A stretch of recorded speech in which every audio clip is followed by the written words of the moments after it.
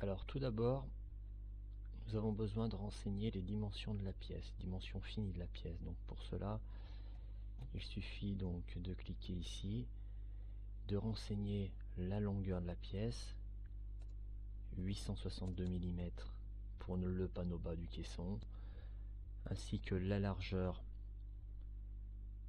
560 et l'épaisseur 19 mm. Donc on retrouve les variables L, LA et E qui vont nous servir plus tard pour programmer. Ensuite, en cliquant sur pièce, je vois le petit crayon vert qui nous permet de nous dire qu'on est bien, qu'on a bien ouvert la bonne fenêtre. Et ici, on retrouve nos différentes variables. Ici, je vais renseigner mes surcotes, les surcotes de ma pièce, surcote totale.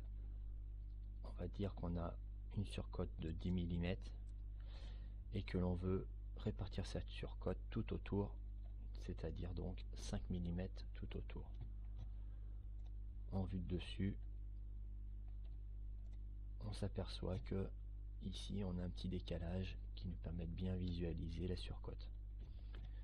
Pour les options, je clique sur options, j'ai le petit crayon vert qui m'indique que j'ai bien ouvert la bonne fenêtre, et là pour nous l'important c'est de mettre ici le code 4 qui correspond en fait au mode de dégagement de la machine, c'est à dire que je souhaite, en mettant le code 4, que ma machine vienne en fin de cycle d'usinage se ranger au centre et à l'arrière de la machine.